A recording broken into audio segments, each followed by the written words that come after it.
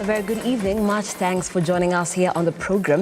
It is the 8th day of March 2023, a day that women across the world are being celebrated. Women from all walks of life, from different trades and different kinds of trade are being celebrated. And of course, here at Lookuptv, we say that there is no limit to what we as women can accomplish. Welcome to the broadcast. We have lots lined up for you, but before we get into the business, here are our top stories.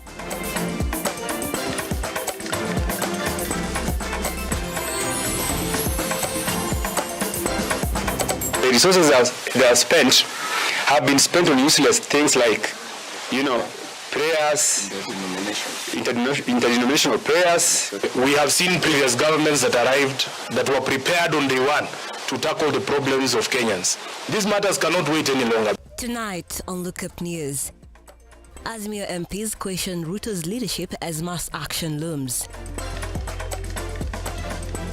Susan Koich approved as CBK's second deputy governor.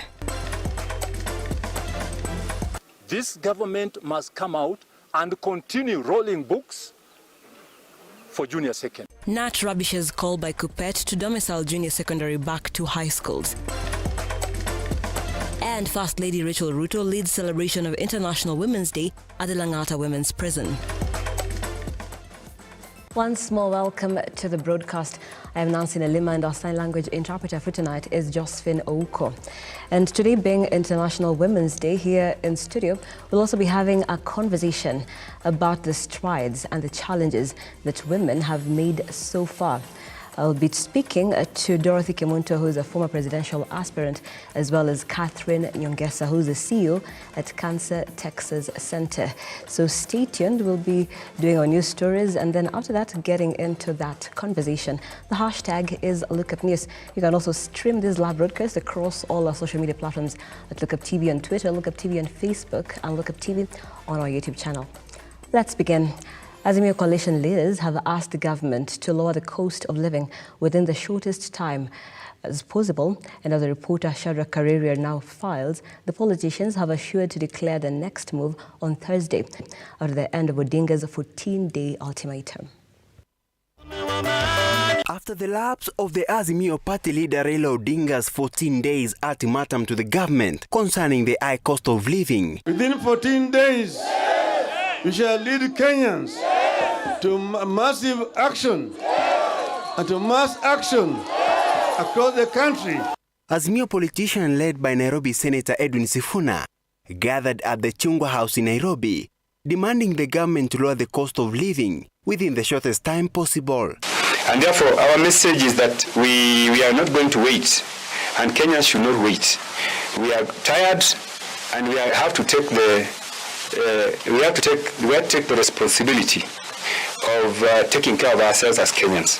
The politicians once again threatened to mobilize their supporters to a mass action should the government not come up with better plans to lower the cost of living. What we are saying is, if we as the representatives of the people have been unable to extract a plan from these people, from the so-called government of Kenya Kwanza, we will take our people to Professor Ndumu's office so that he can explain to Kenyans what the plan is in terms of economic recovery. We don't want people to continue threatening to name individuals who have looted Kenyan money. If you have the names, call a press conference like this and tell Sifuna took 10 million. We have sent the details to the DCI and to the ESCC, the accountability agencies. Let them do the investigations, because even Kenyans want to know. But we cannot have a government of lamentations. They don't have any plan. Every time they come, they tell us about the previous regime. The politicians accused President William Ruto of neglecting Kenyans at the bottom of pyramid who voted him into the office. We have a shared concern that Kenyans are being lied to and taken round in circles, particularly on the issue of the economy. As electricity prices have continued to soar, David Ndii, the chairperson of Ruto's Council of Economic Advisors, turned around and claimed that the Kenya Kwanza regime never promised Kenyans cheap electricity. Yet, we know countries that have cheaper power than Kenya and do not experience outages. And more importantly, that the resources that are spent have been spent on useless things like, prayers, interdenominational prayers, setting up offices, useless offices. This comes with only few hours left before the Azimio Supremo Raila Odinga declares his next move tomorrow on Thursday. Shadrack Kareria, Lookuptv. And still in the same vein, the United Democratic Alliance UDA Secretary General Cleopas Malala now dares the Azimio leader Raila Odinga to stage his living mass action. Malala, in his address, claims Azimio sent minutes to meet President William Ruto to negotiate a handshake. Take a look. Wale mandugu wawili, SG amesema handshake, mimi nawaita mandugu wa handshake. Hizo pesa zilitumiwa kuwafikia wao ili waweze kufanya kampeni, na zaidi ya hiyo, hizo pesa zimetumiwa kununua mahindi ambayo imezuiwa katika magala mbalimbali humu nchini na ambayo tutawaambia hivi karibuni, ili kufanya bei ya vyakula iende juu marudufu. Nimeona wanasumbuka na maandamano, na wao wanadanganya wananchi ya kwamba hii serikali ya Kenya Kwanza, hii serikali ya William Ruto lazima iteremshe bei ya chakula. Lakini ile hawataki kuambia wananchi, ama wanafikiria wananchi wa Kenya ni wajinga zaidi. Wamesahau chini ya mwezi 6 hao ndio walikuwa kwa uongozi. Na hiyo mambo yote wanatuambia tulipata na tunajaribu kurekebisha. Sisi tunataka kusema hivi, DCI EACC, fungueni mlango wenu haraka, muanze na Ukuru Yatani na hao mandugu wawili Raila Odinga na Uhuru Kenyatta. Watueleze sio hizi peke yake shilingi bilioni 15, bali watueleze zile pesa zingine zilizotajwa katika Pandora Papers ziko nje katika offshore account. Hizo pesa ni mali ya Wakenya, na Wakenya hawezi kufa na njaa tukiona, ilhali ni watu 3 wa 4 wamezuia hizo pesa. Kenyans should pray for Raila as well, because the guy has lost. He lost the plot. For those who looted those money, you broke the rules and you broke the law. The same law that you broke is the same law that is coming after you. Kwa hivyo tunataka pia kuwaambia wale ambao ni watu wa kuenda katika hii maandamano tutawaruhusu. Mkitaka kufanya kuanzia leo mpaka 2027 mtafanya, mulale kwa lami, msimame kando kando ya barabara, mfanye maandamano, bora yawe ya amani. Hivi sasa Kenya Kwanza attention yetu iko kwa service delivery. Wakenya wanatuongojea ili tuweze kuwatumikia na kuwahudumia. Lakini wale ambao wamezoea maandamano kwa njia, ambao wamezoea kukulia hiyo, ambao wamezoea kuumiza watoto wa wengine kwa hiyo njia na kupata handshake na kubenefit, wanafikiria serikali ya Kenya Kwanza itawaangalia kwa macho ya huruma. Lakini nataka kuwaambia sisi tukiwa hapa, hiyo hamutaona kwa serikali yetu. And at some educational matters, NAT has downplayed crisis in JSS amid calls by Kuppet to suspend implementation. The confusion in the junior secondary school deepened with the Kenya National Union of Teachers and Kenya Primary School Head Association denying that there was any crisis. Gladys Masharia tells us more. The two organizations in a thinly veiled attack accused their counterpart from Kuppet of ulterior motives and peddling rumors. NAT and KEPSHA backed the Presidential Working Party on education reforms, noting that the task force should be supported by stakeholders. In a joint statement in Lake Naivasha Resort, the two unions backed the proposal by task force that the GSS be domiciled in primary schools. On Tuesday, Kuppet warned of a major crisis in GSS due to lack of teachers and infrastructure, noting that the GSS should be hosted in secondary schools instead. But according to NAT Secretary General Collins Oyu, there was a public engagement before it was agreed that GSS be domiciled in primary schools. We support the Presidential Working Party and their views. You know too well, much as I do, that the Presidential Working Party has not concluded their work. Can we give them time with the necessary support so that they come back and give us the final position that they have? The issue of domiciling junior secondary in secondary schools, I think that is a bit backward because we are already up there and schools are going on. Schools are going on. Nobody should believe that in primary schools teachers cannot handle the junior secondary. Oyo went on further, lashing out without mentioning names those calling for the disbandment of the task force and opposed the location of GSS, accusing them of playing to the gallery and being dishonest. He said that all stakeholders were given a chance to air their views in CBC, and GSS adding that those opposed to the proposal had a hidden agenda. One thing I would like to dispel is somebody going out to perpetrate the information that there is confusion in our primary schools who are hosting junior secondary schools. I want to tell the nation that I'm in touch with all the corners, all the primary schools in this country who are hosting junior secondary. And learning has taken off. Not only taking off, learning is taking place normally in the junior secondary schools domiciled in the primary. The leader challenged the TSC to hasten the process of deploying the teachers so as to address the current shortage. This was echoed by KEPSHA National Chairman Johnson Zioka, who said that learning of GSS across the country was going on smoothly. He concluded by admitting that there were challenges earlier, but this had been addressed as the newly employed teachers continued to report in schools. Actually, for those who went through the COVID and those who were affected, we had to advise them because one, we know we have a medical scheme which actually assisted these teachers, and that's why we can say we are happy that now the program, the corridor within the ministry has come back the way it was there before. Gladys Macharia, Lookuptv. Thank you, Macharia, for that story. Now, Dr. Susan Koich has been approved as the new Deputy Governor of the Central Bank of Kenya by the National Assembly and the Senate. This is following her nomination by President William Ruto. Ian Keitani with that story.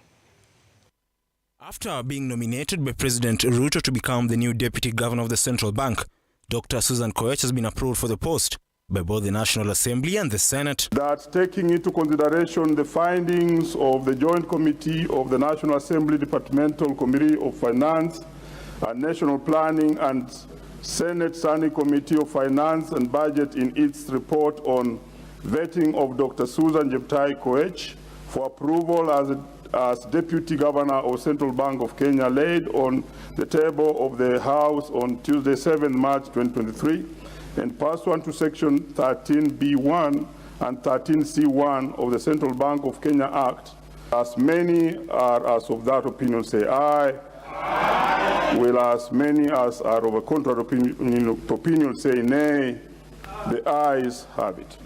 Koich appeared before the National Assembly Departmental Committee on Finance and the Senate Standing Committee on Finance before her name was forwarded to the National Assembly and the Senate for approval. This House today will go in the books of history as having contributed to putting women in leadership and putting influential, qualified, competent women at where it matters, the decision-making table, Mr. Speaker. Molo MP Kimani Kuria termed Dr. Koich as a leader with a wealth of experience on matters finance, urging her to swing into action with diligence as the position she now holds is the key to the country's economic stability. The nominee, Honorable Speaker, has worked as a Principal Secretary to the State Department of Wildlife between 2018 and 2019. She was also the Principal Secretary for the State Department of East African Community and also acted as a Principal Secretary for the State Department for Regional Development.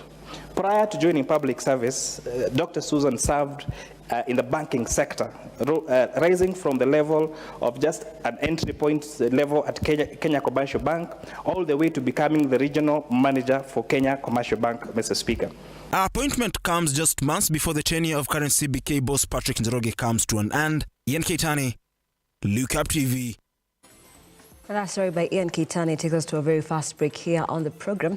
But remember, we are celebrating women across the globe, I beg your pardon. And when we come back, we'll be taking a few more stories and then get into our night's conversation. We are focusing on the women, obviously, and more importantly, just taking a look at the strides and the challenges that women have gone through to date. So we stay tuned, and of course I'll be coming back with Dorothy Kemuto, who is a former presidential aspirant, as well as Catherine Nyongesa, who's the CEO at Texas Cancer Center. Don't go too far.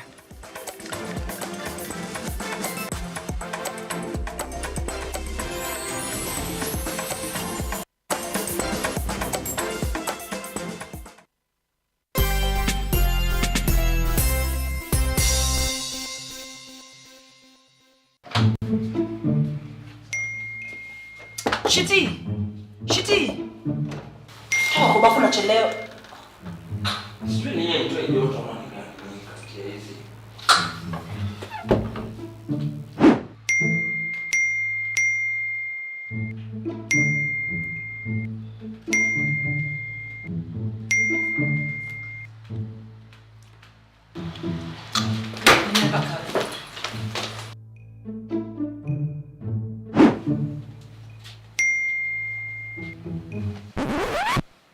Shiti. Hao tuko na kutext adusi kwa manane. Si ndoto. Imagine nimekata mita. Ati mita? Kamata mita instant na Lotto. Draws ni 24 daily, yani kila saa na 50 bob unashinda zaidi ya shilingi milioni 1. Sio ndoto, unangoja nini? Cheza Lotto, it could be you. Nenda kwa M-Pesa paybill number 77700. Andika neno Look kama account number. Cheza na kati ya shilingi 50 hadi shilingi 2000 na ushinde sasa. Round hii ni more draws, more cash and big wins na Lotto. Over 18s only. Gaming can be addictive. Play responsibly. This message has been approved by the BCLB. Are you a junior secondary school, a college, a TVET institution or a university, and you want to advertise your intake? Book now and advertise with us today on both Lookuptv and all our digital platforms. Call us today on 011 0430 158, 011 0430 158, or email us on sales@lookuptv.co.ke.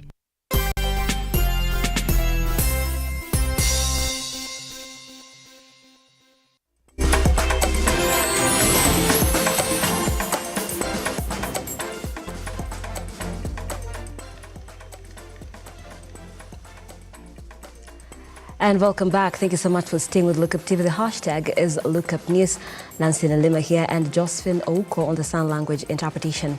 Let's move on. The National Assembly on Wednesday afternoon continued with the debate on proposals to amend the Constitution to firmly entrench the National Government Constituency Development Fund, a CDF, that has been a bone of contention between the legislators and the court. The members of the Assembly remain convinced CDF funds are critical in their role to serve the electorates at the constituency level. Also discussed is the Senate Oversight Fund that will enable senators effectively oversight county governments for prudent utilization of devolved funds.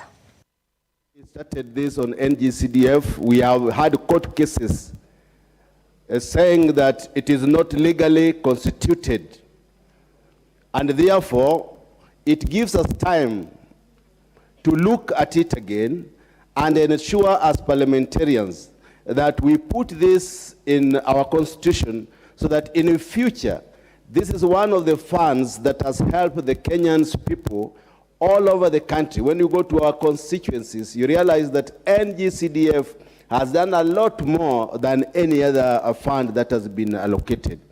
And therefore, it will be good for us as members of this House to ensure that we anchor this in our constitution, that our future generation will enjoy the efforts that we put. Mr. Speaker, as you know, CDF is one of the funds that has developed this country, and therefore it is important that it is put in a way that there will be no more threats of coming from anywhere about the removal of CDF or disbanding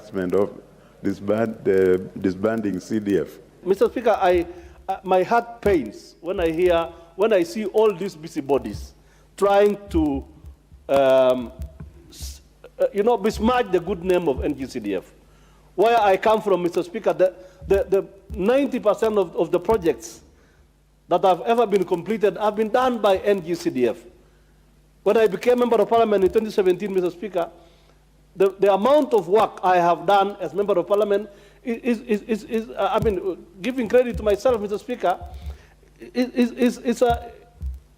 I feel proud that I have done a good job for my people. So, Mr. Speaker, in order to safeguard NGCDF from all the busybodies that have been litigating around, it is our job as members of parliament to entrench that piece of legislation in the constitution and make it unreachable to all those litigants. Same applies, Mr. Speaker, to the NGAF, National Government Affirmative Action Fund, as well as, Mr. Speaker, the new fund that we are proposing, the Senate Oversight Fund. And as the world marks International Women's Day, women took various podiums to mark the day in special ways. First Lady Rachel Ruto joined women in Langata Women's Prison in marking the day, taking to the podium the need to master the various skills they learn while behind bars.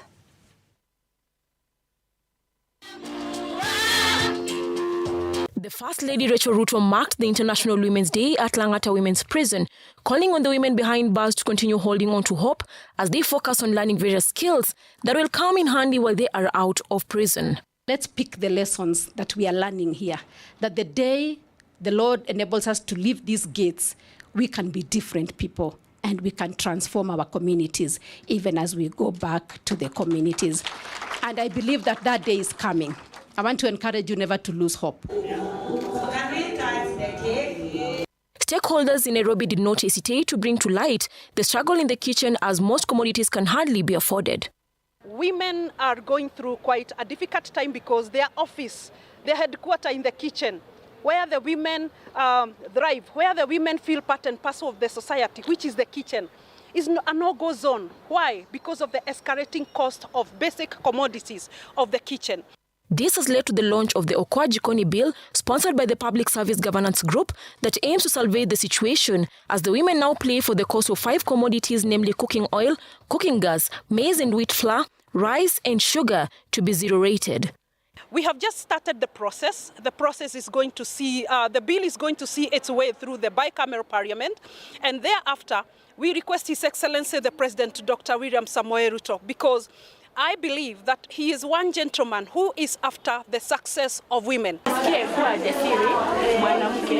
Elsewhere in Bungoma County, more than 100 female police officers have marked the celebration at Bungoma Referral Hospital by gifting new mothers in the efforts to appreciate the role of women in society. It has really taken me by surprise, and I'm so grateful because this is not the first time I'm seeing them support celebrations here in Bungoma Referral Hospital. Why we are here is because of the celebrations that are going on in the entire world. It is International Women's Day, and to celebrate them, my officers chose to come here, donate some sanitary towels and pampers for the kids and soap. Cecilia Lubanga, Lookuptv. And as the world celebrates International Women's Day, it is a bittersweet feeling for the women in Bungoma County who make a living from masonry and the dangerous quarrying sites without fear. These women labor for pinners, let their hunger and poverty clear their families. Abigail Shearer with our story. As they work their hands out to put food on their table, the sheer determination and hope that their work will attract customers is seen on their faces. This is to say the least that poverty and hunger has reduced them to be quarry masons. As the world celebrates International Women's Day, these women in this hazardous site have nothing to celebrate as the unmerciful rays of the scorching sun remind them of the drought they are fighting. Wakati wa kusherekea wanawake, nimeishi miaka 20 kwa ndoa. Sijawahi ona manufaa yote kwa ajili ya kusherekea wanawake ya ndoa. The help that the government is giving to women and soft loans have not yet been realized by these women, seeing that they don't even have the know-how to get them. Sijui kama na apply na mnakani, sina wakati yoyote niko tu hapa kuanzia asubuhi mpaka jioni. Wenye wanachiweza ndio huwa wanapewa asola pande. Na sisi hapana. They feed hand to mouth, and the little they get, that is if they get any at all, they are torn on which need to satisfy first. Wana jua vinawaka hivi. Ukitoka hapa paka lazima ukuje hapa. Ndio enda ukule. Wakikuja wapepe kama ni faneti, wakupee 200. 200 hiyo, mtoto atakana shule, kukula kuko, mboka sasa hivi njoo vile imeenda. Sasa tutafanyaje? Na niko na watoto, wanataka kukula, wanataka uniform nini. Sasa ilinipite nifanye hii kazi ndio nipate pesa nitumie kwa hao watoto. As the work is killing them by the day, they are faced with serious health problems that they are unable to treat due to lack of funds. Now their only cry is for the national government to intervene and save them from this torturous lifestyle. Ukienda kulala usiku na mchana kichwa inakuuma. Vile umeinama mkongo inauma. Ukiamka unafikiria umepikwa kabisa. Na tena azipui tena unaamkia. Ukimaliza wiki moja unaenda hospitali. Na una pesa, unakufa kama umbwa. Itusaidie sisi watembele, si watu wa Quarry kama sisi wenye hatuwezi watufikie. Kozi wengine hatuwezi tukafika huko. Abigail Shira, Lookuptv. And indeed, happy Women's Day to these women who toil hard under the scorching sun. Moving on to the counties, the police have started a search for a man who is suspected to have killed his wife in Race Course Estate, Nakuru County, by stabbing her more than 7 times and escaping from the scene. Phoebe Wangombe with that and more from the counties.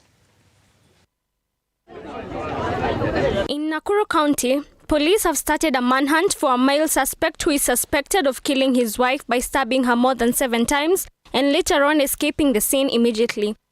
Winnie Chepkurui, 41-year-old mother of 3, is believed to have been killed by Amos Njogona at their Race Course Estate house due to arguments that the police are still looking into. We received a report at about 1:30 that somebody had been murdered. We came to the scene and actually we confirmed there's a lady who was being murdered. In Machakos County, Eunice, a woman in her mid-50s, is pleading for justice after being gang-raped by a group of men on December 2022. She says that she tried shouting for help on that particular day, but all her efforts were in vain as the men blocked her mouth. Mguu sasa nikaona sasa vile naendelea na kukaa hii mgunju hata hiyo kikombe ilipotokana iko ndani hii mpupa pile inangwarana huko ndani pile nasikianga uchungu nikipinduka njoo siwezi pinduka na lalanga na upande moja ninaona sasa hiyo kikombe inaweza anza kuoza na ifanye mpaka kuoza huko ndani nyama. In Drought County, the chief officers that had been nominated by Governor Quarry Badilisha have been sworn in today. The governor asked the new chief officers to serve the people with utmost fidelity, stating that they will be instrumental in bringing change and realizing the dreams of the local people. Today marks a new phase of my government as this new team takes up from where their predecessors left. You are the new entrants into the great team of change drivers who come up to take critical leadership positions in our journey of change and transformation. Phoebe Wangombe, Lookuptv. And we are taking another very short break here on the program, but coming up we'll be having our day's conversation. We are celebrating women across the globe and we'll be talking about the strides and challenges that women are going through at this point. I'll be speaking to Dorothy Kemunto, who is a former presidential aspirant, and Dr. Catherine Nyongesa, who is the CEO at Texas Cancer Center. The hashtag is #LookUpNews. Don't go too far.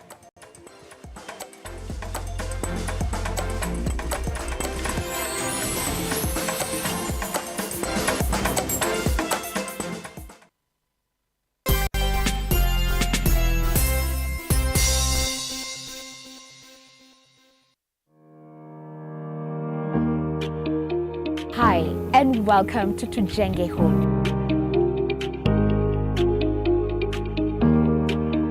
Your #1 show when it comes to all things architecture, real estate, property development, interior design.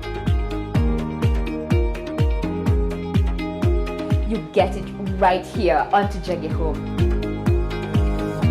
When the food is ready. You want to serve them? Dinner is served. Yeah. Let's go. Let's go.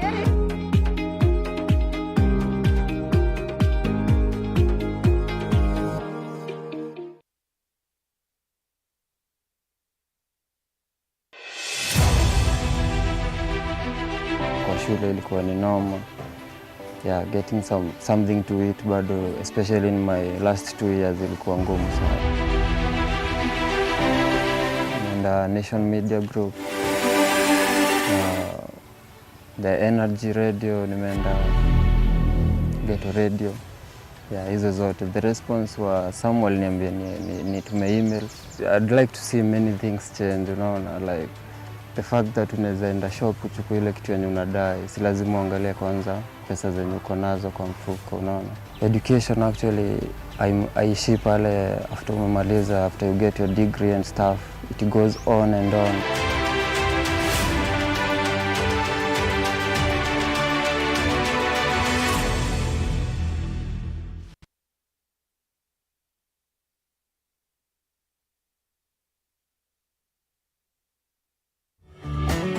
Beautiful, wonderful, glorious. We are having the show that we share entitled Shepherd Voice. I'm waiting for you to get me to Kenya. That's what I'm waiting for you.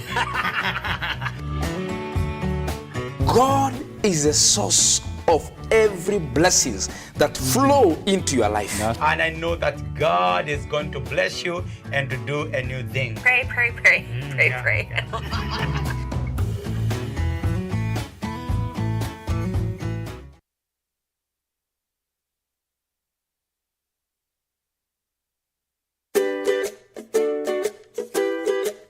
Ladies and gentlemen, this is the Cook Off with Alex Karani. Na leo tuko na none other than tuko na Kamaini hapo.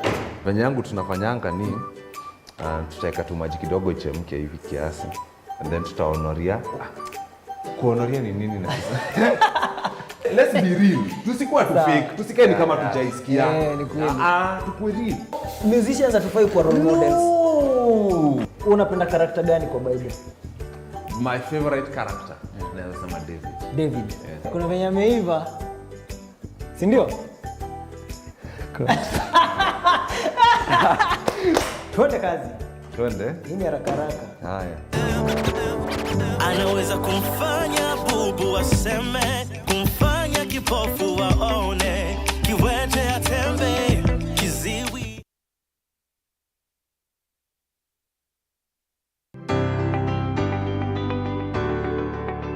Je, ni nani yupo kwenye kosa, ambapo ni dereva ama ni mpita njia? Ni ngumu sana kupata kueleza kama ni driver.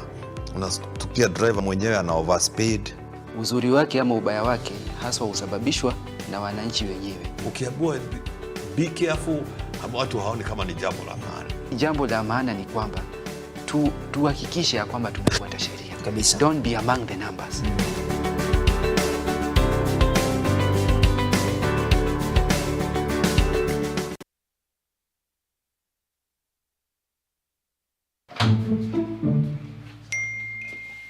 Shiti! Shiti! Kwa bafu nachelewa. Sijui ni yeye mtu aje utamani gani kati ya hizi.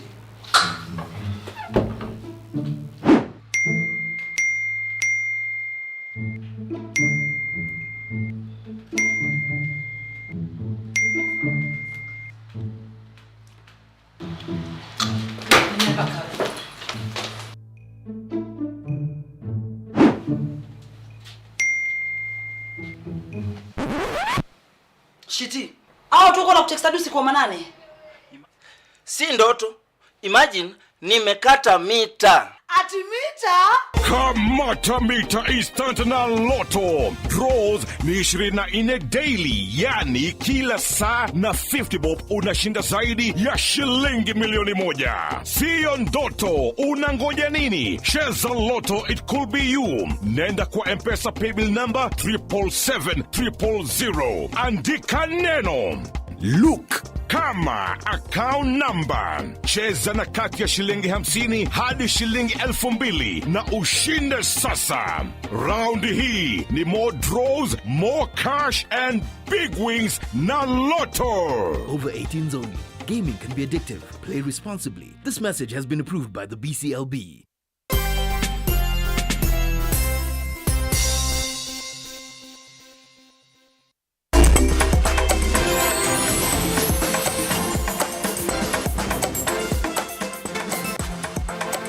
Right, good evening and thank you so much for keeping it Lookuptv.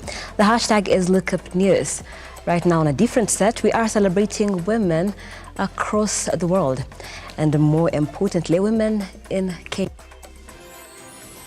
Dorothy Kimunto, who is a former presidential aspirant. Very familiar face right here. And on the far end, we have Dr. Catherine Nyongesa, who is the CEO of Texas Cancer Center. Karibu. Happy Women's Day, Dorothy. Happy Women's Day. And happy Women's Day to Thank you. and all the women in Kenya. Right. And women have made, they've come a long way, making strides up to now that we have even 7 governors in the country being female. So there are strides that we've made. But I'd want to start with you specifically, Dorothy. Yes. You have been a presidential aspirant. Yes. So for a woman, we know we've come a long way from the times that Gilu tried it in 1997. For the very first time, there was a woman being seen, vying for the top seat in the country. So what would you say it took for you to toss yourself in the race? I've said this many, many times. I'm a solution-oriented individual, so my aspiration, I'm still an aspirant. It doesn't change. You're a presidential aspirant as long as you wish. Just that I didn't make to become a presidential candidate and probably a president for the country. I was focused on creating solutions for the country, working with the people and for the people. And I still hope that we'll get an opportunity to work on various issues and progress the women agenda and the Kenyan agenda, because you have to acknowledge we make more than 50% of the current population. Right. So, of course, we need a seat at the table, and we've had 5 men leading the country, and I hope the 6th will be finally a woman. And it's coming up. It's less than 3 years now. And how would you say it was for you when you first said maybe to your close friends and now to different people at media stations, when you said now that you want to vie for president? What is the kind of feedback that you got? The people, I think my close circle, people know that I'm very ambitious and I pursue the things that I think will be of service, not just to Dorothy, but to people at large. So for the people who've grown around me or people within my circle, they're of course in full support because they've had me speak about this since I think I was 18 years. When I went to the university, I was a student leader. I've always been in positions of leadership, so it didn't come as a shock when I said this is the role I want to pursue. As for the media, it was very receptive. They were looking for women who had experience in leadership, and of course they wanted a change, from the norm, from the ego-based politics to solution and problem-focused kind of discussion. So I think it was a good run for me and my team, and the media was really good to us. Right. Yes. And Dr. Catherine, let's now talk to you. And you're the CEO of Texas Cancer Texas Center. And your name precedes you. You have been celebrated many times. And you know that for a woman in that position, so what has the journey been like for you? It's not been easy, but I do believe that God has put me here for a purpose, to serve. And through that kind of opportunity, despite the ups and downs, I have had to work hard and really lift my head high in a humble way to just make a difference in people's lives. And I appreciate the opportunity. And what are your thoughts with the young girls, ladies who are looking more into, biology, medicine world? So it is doable. I think I just want to encourage them that being a young girl, a young woman, Kenya is a country of anyone can achieve anything so long as you put your heart to it, you work hard despite your backgrounds. Because I know, like for myself, I came from very humble backgrounds and I never knew I would reach to these heights. And just through, they say charity begins at home. Right. So you have to start back home working hard, focusing, respecting your elders, respecting your teachers, and listening to what they are telling you. And with that, you can actually prosper and grow to whatever you want to become. Right. And how would you say how you grew up influenced what you are today?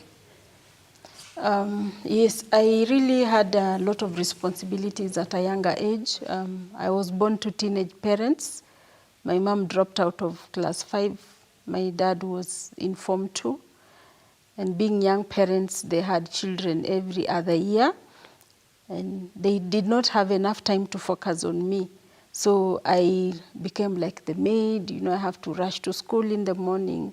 I have to wake up early, shower, and push the other children to shower at the same time.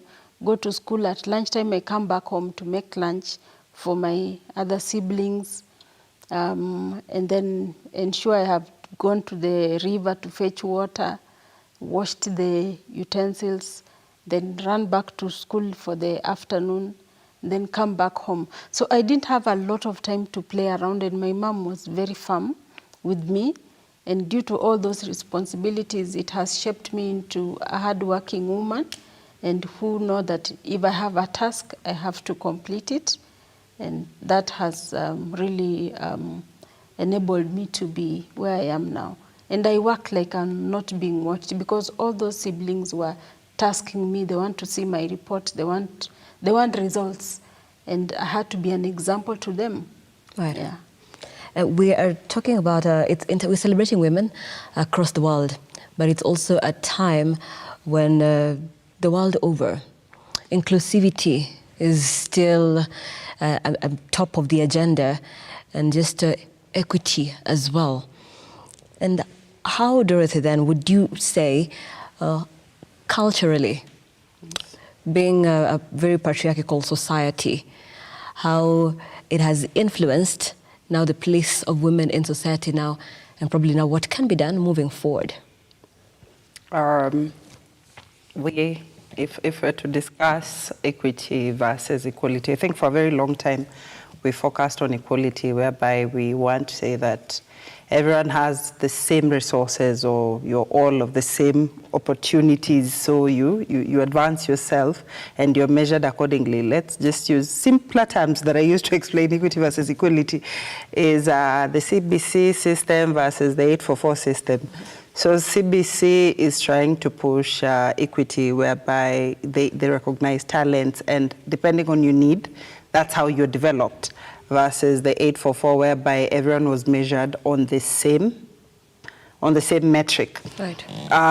But we cannot say that women haven't played a role to put us where we are today, especially if I can use Kenya as an example, or what you said earlier, that women like Charity Ngilu and Martha Karua and Wangari Maathai, great women who've, of course, gone ahead of us, and probably who will influence the next leadership and pushing women to believe that this can be achieved. Right. And I think if we've worked together, or we work together hand in hand with the gender, both genders, men and women, and actually put policies and laws in place, and then we might stop discussing the subject around equality versus equity, because I think these laws and policies are meant to protect all individuals, Kenya in particular, all Kenyans.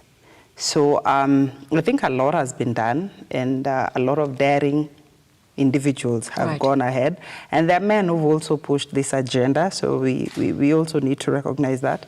But I think we all should push for every Kenyan to access opportunities and resources at the same level, and also to advance themselves at the same level. Right. Yes. Okay, and Daktari, so you are in a field that has been majorly male-dominated, I would say. So what was it like for you just trying to establish Cancer Texas Center, being a field that is known majorly to be dominated by men? So, yeah, it started, after I completed my medical school, went for internship, and came back to Nairobi now trying to figure out what should I study. And at that time I thought I would be a pediatrician or an obs-gyne, a radiologist, but finally I settled onto oncology. And one of the trigger thing was my sister who was struggling with the cancer. And when I entered now that field of oncology, I found it's dominated by men. But I believe that from what I went through in school, I was competing with men, and I think I still had an opportunity to prove that it is doable. And based on that, I got into the radiotherapy field, and it was purely men. And I got discouraged. Even women discourage you. They say like, okay, how come you're entering this field? Will you be able to have children? You know, because they fear radiation. And I was a very young doctor by then. But somehow I had to ask around, and I was told, no, don't be scared. It is doable, and you just come into the field. And I'm proud to say that I'm the first woman radiation oncologist in the country. Right. And I think my performance has not been less of a man. So I think God has given us talents that whether you are man or woman, if you put your heart to it, you can deliver. Right. Yeah. And with how a lot of us grew up, really, many people say that our brothers were then given some complex toys, and for ladies, for little girls, it was always just a simple doll. So do you think that in a way could affect how we look at life, our perspective on career choice and such like things? Not just the toys, even the books we read. Right. I think it's social orientation. It falls in sociology and I think psychology. I think the doctor is familiar with that. How we are oriented as individuals depends on the cultural background or the social background you come from. And studies have shown that if you come from a family where maybe the parents are more advanced in terms of education, they tend to expose the children to more education-related materials. If you come from a community maybe that is focused on getting their daughters married, that's why you get dolls and books and even the stories your grandmothers and aunties tell you around how to become a good wife, how to become, you understand? It's just supposed to form your idea on how to fit into society. And I think for a very long time it was quite unfair in the sense that it disempowers also the boy child, because the essential skills they need, like a particular skill set, every individual needs, like to cook for yourself. It doesn't have to be a gender-based, because we all eat. So, so we can't look at it. Yes, and also for the girls, like changing your car battery or changing your oil. If you look at the first world, those are things which are taught to. By the way, it's a basic skill. So depending again on where you're brought up and how your parents were or their parents, it tends to inform. Even up to now, this still continues. It hasn't stopped, so let's acknowledge that. But it's a social orientation and how to make you fit into the society, because you can't be the only girl. They call them tomboys, the ones who are going up the trees, and it's supposed to shame and shun you from, then they had breaking virginity. I don't know if you cycle, but those are basic skills that every young person needs to be equipped with. So they were misinformed, and likely they passed the information to the next generation. But in 2023, with access to technology and so much information, I think we should expect better for the generations to come. Right. Yes. And Daktari, you've come to the studio today with your children. So how do you say then that, how do you bring them up perhaps differently from how you were brought up, for them now just to be more open-minded? Yeah, it is different. It's a different generation. I try to balance, and you know, like for me, I was the first born in a family of 10, and my mother was very tough on us, beating us. Our dad used to beat us when you do a mistake. But now this generation, you have to negotiate with them. Like today, they all followed me. They said, now you're going to studio. We have to come. So my parents, like they used to fix us, like you have to become such a person. But for them, I also still try to instill that kind of discipline. Right. But I allow them to tell me what they want, and you'll be shocked. Like my son, him is taking a different career. Like you saw him taking photos. He's soon going to university to do projection, Right. mapping, things that is not in medicine. So it is a generation where we allow them also to explore their imaginations. As much as like my parents, they tried to fix me to follow a certain career, but I also was allowed somehow with the time to follow my dream.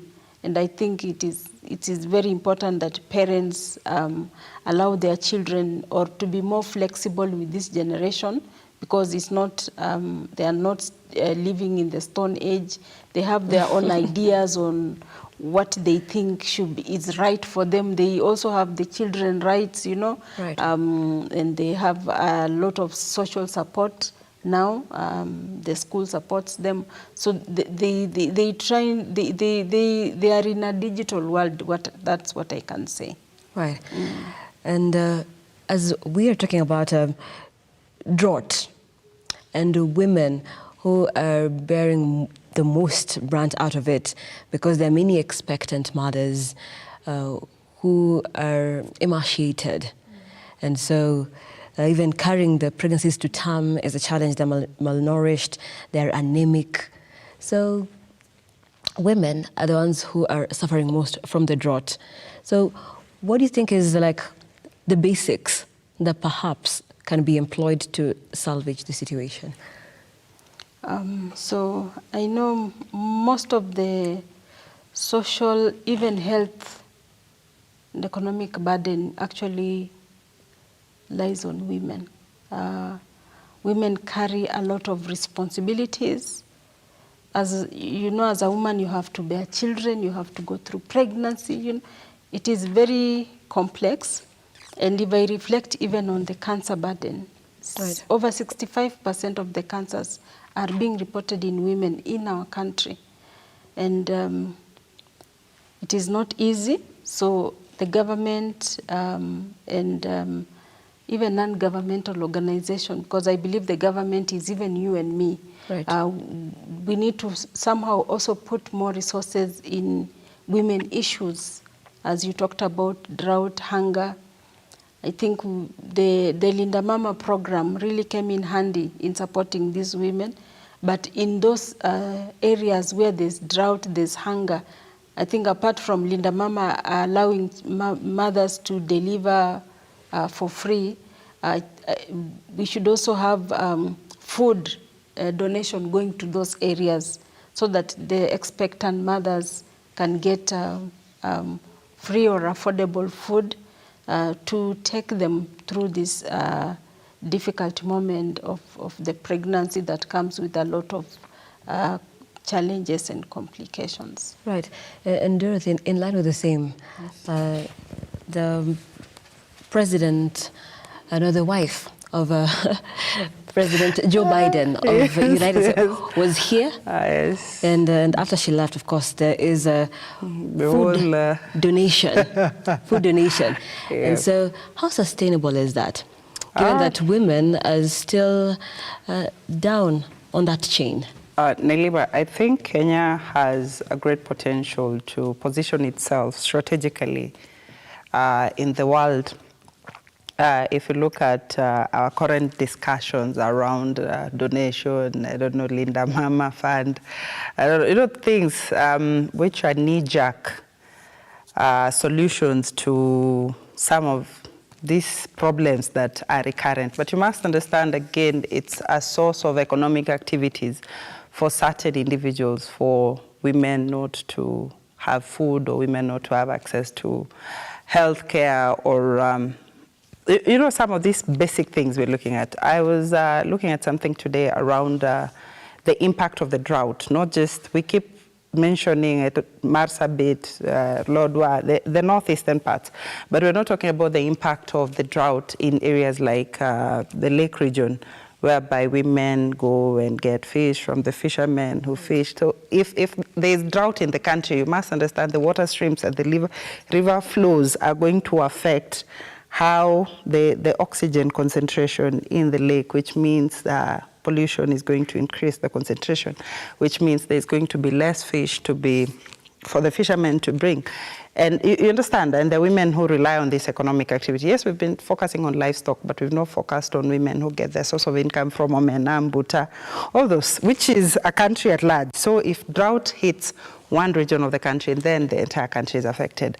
Having funds that are supposed to give women or pregnant mothers food for a short time is not sustainable. So what does that mean? We need people in positions of legislation or policy making to come up with a permanent kitty whereby every Kenyan woman who has a baby, they have support, not just food support, but insurance, medical insurance for the mother and the child for a particular period until the child is healthy and can transition to maybe weaning, feeding, being able to sustain themselves. So I think we're looking at it. We keep solving symptoms, but we need to have serious individuals in the medical healthcare advising.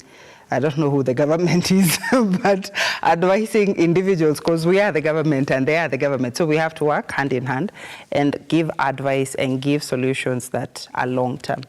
Right. And I wish we had more time, but I'm being told we have to close.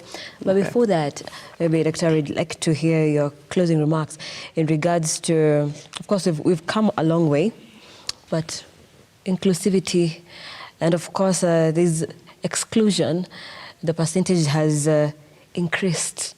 So it's still a fighting battle, basically. So what steps do you think that women themselves and as well as the legislators perhaps can do just to ensure that there's more inclusivity of women?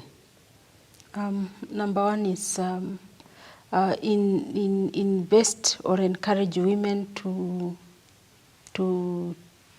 get into education and good education, choose wisely the courses that they are going to take, which will position them better in the society, into competitive positions.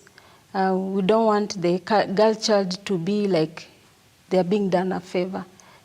They should actually work hard, and by working hard, they'll have more opportunities and to take up even better jobs and not just rely on being looked at as just women and then being done favors.